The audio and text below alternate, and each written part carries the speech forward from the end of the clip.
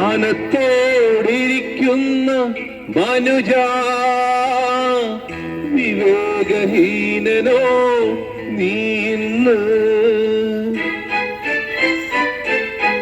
മാനത്തോടിരിക്കുന്ന മനുജ വിവേകഹീനനോ നീ ഇന്ന്. മരണം നിന്നെ മൂടിടും മുൻപേ, മരണം നിന്നെ മൂടിടും മുൻപേ രക്ഷകനേശുവിൽ ആശ്രയിക്കാം, രക്ഷകനേശുവിൽ വിശ്വസിക്കാം. മരണം നിന്നെ മൂടിടും മുൻപേ, മരണം നിന്നെ മൂടിടും മുൻപേ രക്ഷകനേശുവിൽ ആശ്രയിക്കാം, രക്ഷകനേശുവിൽ വിശ്വസിക്കാം. മാനത്തോടിരിക്കുന്ന മനുജ വിവേകഹീനനോ നീ ഇന്ന്.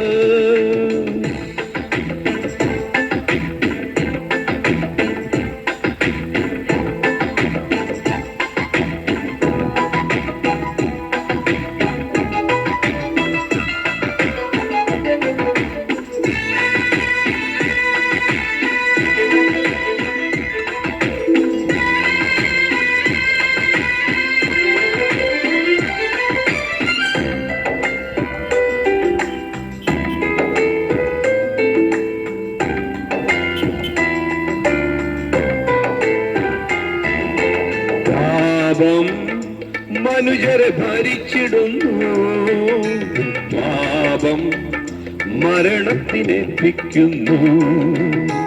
പാപം മനുജരെ ഭരിച്ചിടുന്നു, പാപം മരണത്തിനേൽപ്പിക്കുന്നു. പാപത്തെ നീക്കുവാൻ മനുകുലത്തിൽ മാനവനേശു ക്രൂശിതനായി. പാപത്തെ നീക്കുവാൻ മനുകുലത്തിൽ മാനവനേശു ക്രൂശിതനായി, മാനവനേശു ക്രൂശിതനായി. മാനത്തോടിരിക്കുന്ന മനുജ വിവേകഹീനനോ നീ ഇന്ന്.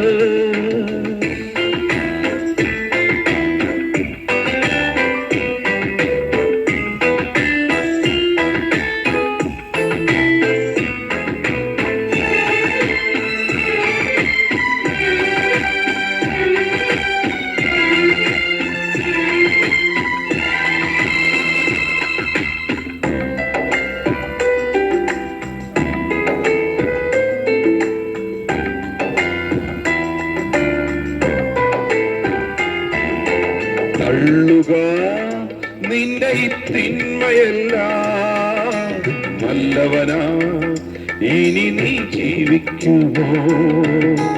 തള്ളുക നിന്റെ ഈ തിന്മയെല്ലാം, നല്ലവനാ ഇനി നീ ജീവിക്കുമോ.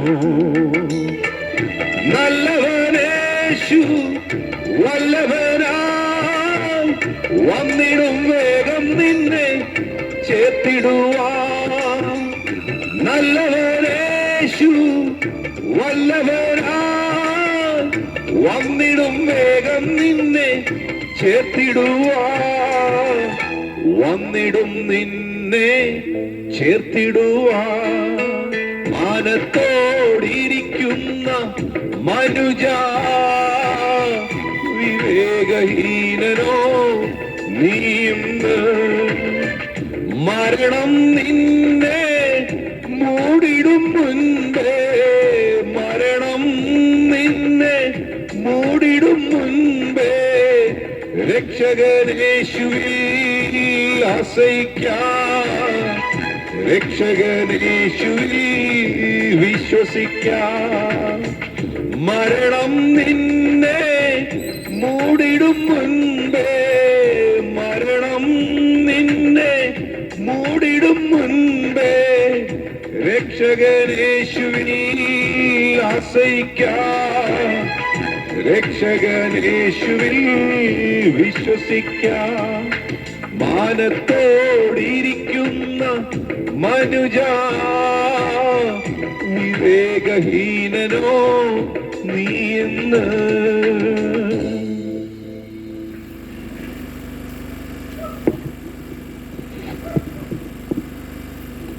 ദൈവത്തിന്റെ അതിപരിശുദ്ധ നാമം വാഴ്ത്തപ്പെടുമാറാകട്ടെ.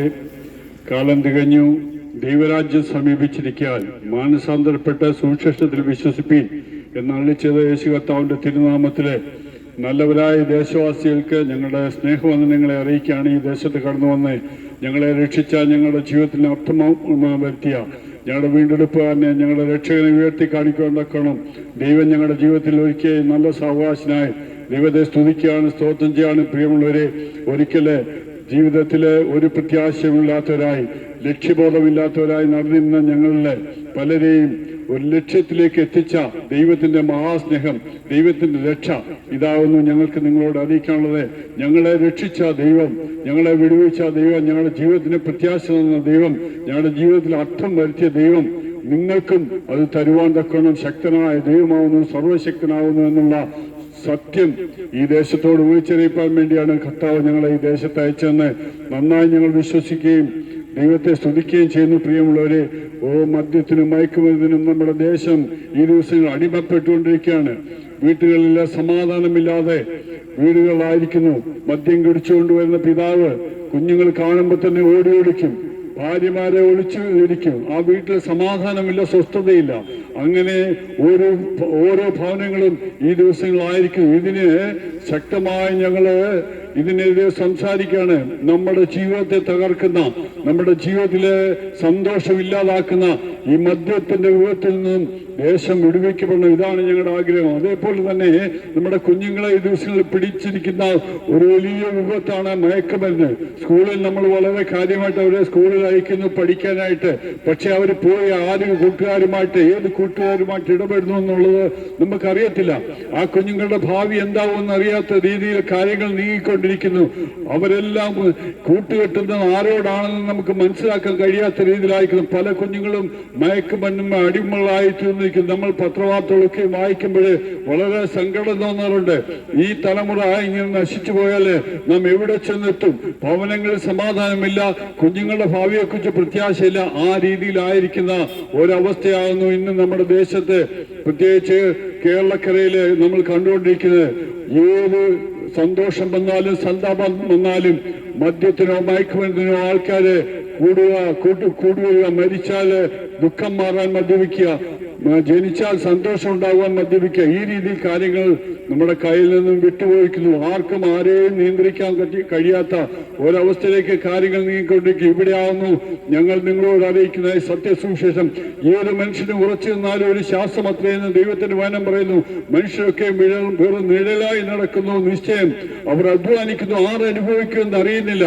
നമ്മളെല്ലാം നെട്ടോട്ട് ഓടുകയാണ്, അധ്വാനിക്കാനും പണം കൂട്ടാനും സമ്പത്തുണ്ടാക്കാനും സ്വത്തുകാരാകാനും ധനവാന്മാരാകാനും. പക്ഷേ നമ്മൾ ഉണ്ടാക്കിയ ഈ സ്വത്ത്, നമ്മൾ കൂട്ടിവെച്ച ഈ സമ്പാദ്യം ഇന്ന് നമ്മുടെ ജീവൻ പോയാല് നാളെ അത് ആരനുഭവിക്കുമെന്ന് അറിയത്തില്ല എന്ന് ദൈവവചനം വ്യക്തമായി പറയുന്ന. പ്രിയമുള്ളവരെ, അതുകൊണ്ട് നാം ജീവിച്ചിരിക്കുമ്പോൾ നാം തീരുമാനിക്കണം നമ്മുടെ ജീവിതത്തിന്റെ അവസാനം, നമ്മുടെ നിത്യത, മരണം കഴിഞ്ഞാലുള്ള നമ്മുടെ അവസ്ഥ എവിടെയായിരിക്കും. നമുക്ക് ദൈവം തന്ന ആയുസ് എന്ന് പറഞ്ഞാല് 70, 80, അത് 120 വയസ്സ് വരെ പോകാം.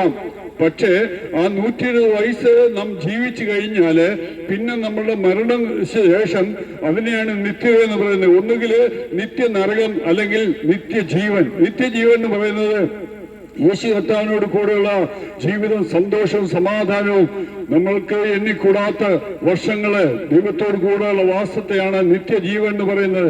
നിത്യനരകം എന്ന് പറയുന്നത്, അതിനെ കുറിച്ച് ദൈവത്തിന്റെ വചനം പറയുന്നത് അത് തീപ്പൊയ്കയാകുന്നു.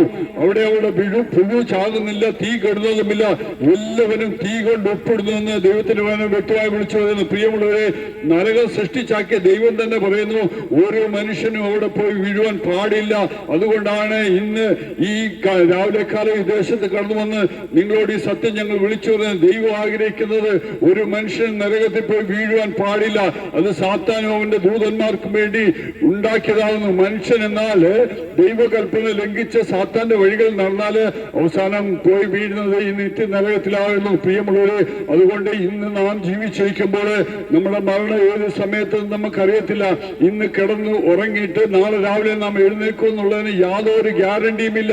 ഇതാകുന്നു മനുഷ്യന്റെ അവസ്ഥ. പ്രിയമുള്ളവരെ, മൂക്കിൽ നിന്ന് ഇറങ്ങിപ്പോയ ശ്വാസം തിരിച്ചു കയറിയില്ലെങ്കിൽ നമ്മുടെ പേര് പോലും മാറിപ്പോ നാം ശവമെന്നാ വിളിക്കപ്പെടുന്നത്. നമ്മുടെ ഏറ്റവും അടുത്ത ബന്ധുക്കളായാലും നമ്മുടെ മിത്രങ്ങളായാലും സഹോദരങ്ങളായാലും മക്കളായാലും ഭാര്യയായാലും കുഞ്ഞുങ്ങളായാലും ആരായാലും നമ്മളെ പിന്നെ വിളിക്കുന്നത് ശവമെന്നാ. നമ്മുടെ പേര് പോലും മാറിപ്പോ. പ്രിയമുള്ളവർ, ഇത്ര നിസ്സാരന്മാരാണ് മനുഷ്യനെന്ന് നാം മനസ്സിലാക്കണം. അതേസമയം ദൈവത്തിന്റെ സ്നേഹത്തെ കുറിച്ച് പറയുന്നത് അത് നിത്യസ്നേഹമാവുന്നു. അതിന് അവസാനമില്ല, അത് അന്ത്യത്തോടെ നിൽക്കുന്നതാണ്. ഈ സ്നേഹത്തിലേക്കാണ് ഞങ്ങൾ നിങ്ങളെ ആഹ്വാനം ചെയ്തത്. പ്രിയമുള്ളവരെ, മരിച്ചു കഴിഞ്ഞ് നമ്മളെ ആർക്കും രക്ഷിക്കാൻ കഴിയത്തില്ല എന്ന് ദൈവത്തിന്റെ വചനം വ്യക്തമായി പറയുന്നു. ദൈവത്തിന് വേണ്ടി ഇങ്ങനെ ഒരിക്കൽ മരിക്കുകയും പിന്നെ ന്യായവിധിയും മനുഷ്യനെ കൽപ്പിച്ചാക്കിയിരിക്കുന്നു. ഒരിക്കൽ മരിച്ചു കഴിഞ്ഞാല് പിന്നെ നമുക്ക് ആർക്കും രക്ഷിക്കാനായി കഴിയത്തില്ല. പ്രിയമുള്ളവരെ, അതുകൊണ്ട് നാം ഇന്ന് ജീവിച്ചിരിക്കുമ്പോൾ അല്ലെങ്കിൽ നമ്മൾ മരിച്ചു കഴിയുമ്പോൾ നമ്മുടെ ബന്ധുക്കളോ നമ്മുടെ മക്കളോ എന്തെങ്കിലും പുണ്യകർമ്മങ്ങൾ ചെയ്തോ കർമാദികൾ ചെയ്തോ ആരെയും രക്ഷിക്കാൻ കഴിയത്തില്ലെന്ന് ദൈവം വ്യക്തമായി പറയുന്നുണ്ട്. നാം ജീവിച്ചിരിക്കുമ്പോൾ ഇന്ന് നാം തീരുമാനിക്കണം, നമ്മുടെ നിത്യത നാം എവിടെ ചെലവഴിക്കും എന്നുള്ളത്. നിത്യ നരകത്തിലാണോ അതോ യേശു കർത്താവിനോട് ദൈവത്തോട് ചേർന്ന് നിത്യജീവനിലാണോ എന്ന് ഇന്ന് നാം തീരുമാനിക്കണം. പ്രിയമുള്ളവരെ, ആ സത്യമാണ് ഇന്ന് നിങ്ങളോട് ഞങ്ങൾ വിളിച്ചു പറയുന്നത്. പ്രിയമുള്ളവരെ, ഓരോ മനുഷ്യനും നശിച്ചു പോകാനായിട്ട് ദൈവം ആഗ്രഹിക്കുന്നില്ല. അതുകൊണ്ടാണ് ദൈവം മനുഷ്യനായ ലോകത്തിൽ വന്നതും കാൽവരി ക്രൂശിൽ എനിക്കും നിങ്ങൾക്കും വേണ്ടി കാൽവരി ക്രൂശിൽ യാഗമായി തീർന്നു. ഈ യാഗത്തിൽ നാം വിശ്വസിക്കുകയും യേശു കർത്താവിന്റെ മരണം എനിക്ക് പകരമായിരുന്നു വിശ്വസിക്കുകയും ചെയ്താൽ മാത്രം മതി നാം രക്ഷിക്കപ്പെടുമെന്ന് ദൈവത്തിന്റെ വചനം വ്യക്തമായി പറയുന്നു. യേശു കർത്താവിന്റെ ജനനത്തെ കുറിച്ച് വിളിച്ചു പറയുന്ന ദൂതന്മാർ വിളിച്ചു പറയുന്നത്, ഭയപ്പെടേണ്ട, സർവ്വജനത്തിനും ഉണ്ടാകുവാനുള്ള ഒരു മഹാസന്തോഷം ഞങ്ങൾ നിങ്ങളോട് അറിയിക്കുന്നു. ഭയത്തിലിരിക്കുന്ന മനുഷ്യനോട് ദൈവത്തിന്റെ ദൂതന്മാർ വിളിച്ചു പറയുന്നത്, ഭയപ്പെടേണ്ട. കാര്യം മനുഷ്യന് തുടക്കം മുതൽ ഭയമാണ്. അവന്റെ നിത്യത എവിടെയാ ചെലവഴിക്കുന്നുള്ള ഭയം മനുഷ്യനെ അലട്ടിക്കൊണ്ടിരുന്നു. ആ ഭയത്തിലൂടെ ദൈവത്തിന്റെ ദൂതന്മാർ വിളിച്ചു, ഭയത്തിലേക്ക് മനുഷ്യരോട് ദൈവത്തിന്റെ ദൂതന്മാർ വിളിച്ചു, ഭയപ്പെടേണ്ട, സകല ജനത്തിനും ഉണ്ടാകാനുള്ള ഒരു മഹാസന്തോഷം ഞങ്ങൾ നിങ്ങളോട് അറിയിക്കുന്നു. അതെന്താണ്? ക്രിസ്തു എന്ന രക്ഷിതാവ് നിങ്ങൾക്കായി ദാവീദിന്റെ പട്ടണത്തിൽ ജനിച്ചിരിക്കുന്ന രക്ഷിതാവാണ്. സർവ്വജനത്തിനും ഉണ്ടാകാനുള്ള മഹാസന്തോഷമാണ്.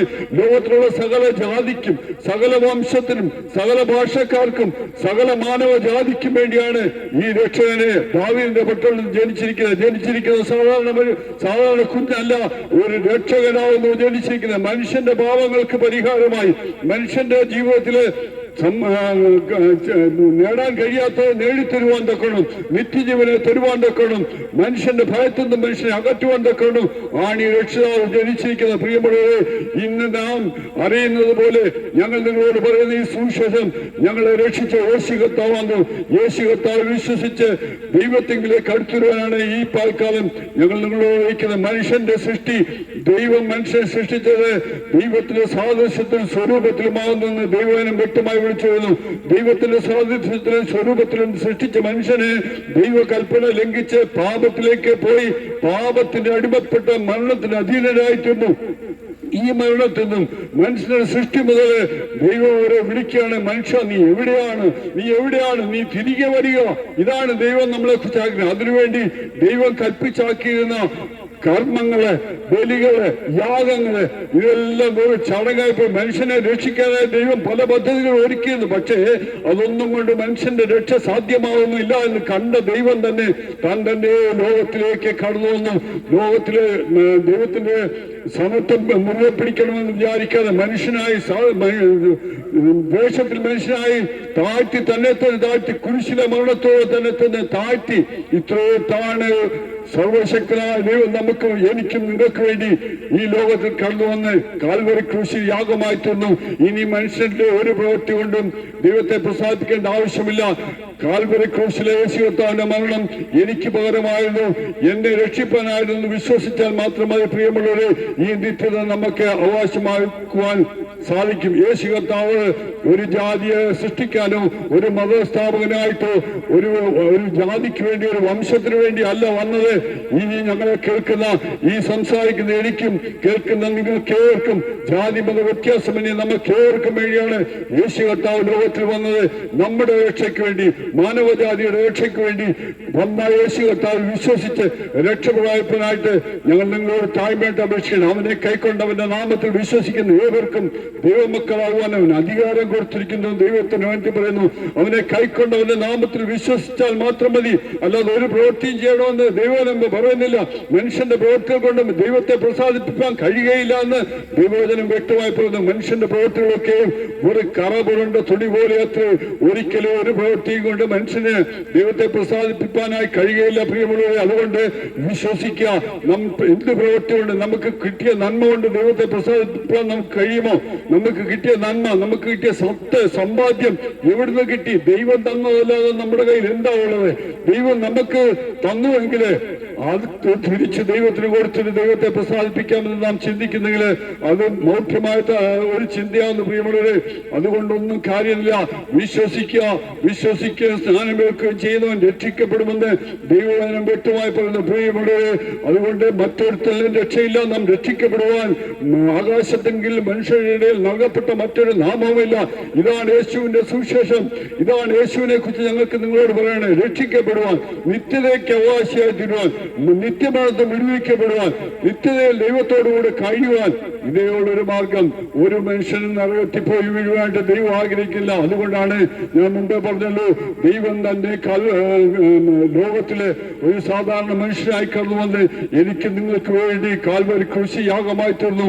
ഈ യാഗത്തിൽ വിശ്വസിച്ച്, ഈ യേശുവിന്റെ മരണം എനിക്ക് പകരമായെന്ന് വിശ്വസിച്ച് ഞാനത് ഏറ്റുകഴിഞ്ഞ് വിശ്വസിച്ചാല് എനിക്ക് നിത്യതയ്ക്ക് അവകാശിയായി തീരുവാനായി കഴിയും. പ്രിയമുള്ളവരെ, ഈ സത്യം വിളിച്ചു പറയാനായിട്ട് ഈ ദേശത്ത് ഞങ്ങൾക്ക് കടന്നു വരാൻ ദൈവം സഹായിച്ചു. പ്രിയമുള്ളവരെ, ഒരു കാര്യം പറയട്ടെ, ഈ ദേശവാസികളെ ദൈവം സ്നേഹിക്കുന്നു. അതുകൊണ്ടാണ് ഒരിക്കൽ കൂടി കടന്നു വന്ന ഈ സത്യം നിങ്ങളോട് പറയുവാൻ തക്കണം ദൈവം ഒരു അവസരം ഒരുക്കിയത്. അതുകൊണ്ട് പ്രിയമുള്ളവരെ, ഇത് നിങ്ങളുള്ള ദൈവത്തിന്റെ അറിയിപ്പാണെന്ന് മനസ്സിലാക്കി യേശു കർത്താവിലേക്ക് തിരിഞ്ഞു വന്ന് ദൈവത്തിൽ വിശ്വസിച്ച് രക്ഷപ്രാപിപ്പാൻ താഴ്മയായി ഞങ്ങൾ അപേക്ഷിക്കുകയാണ്.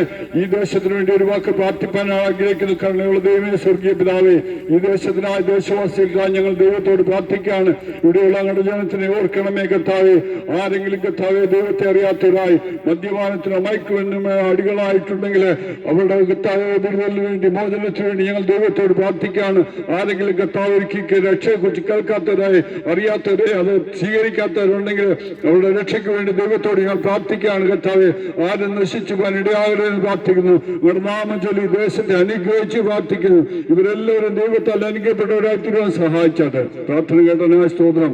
യേശു കർത്താവിന്റെ ധന്യനാമം അപേക്ഷിക്കുന്നുകൊണ്ട് അടുക്കൽക്കുമാറാണമേ. ആമേൻ.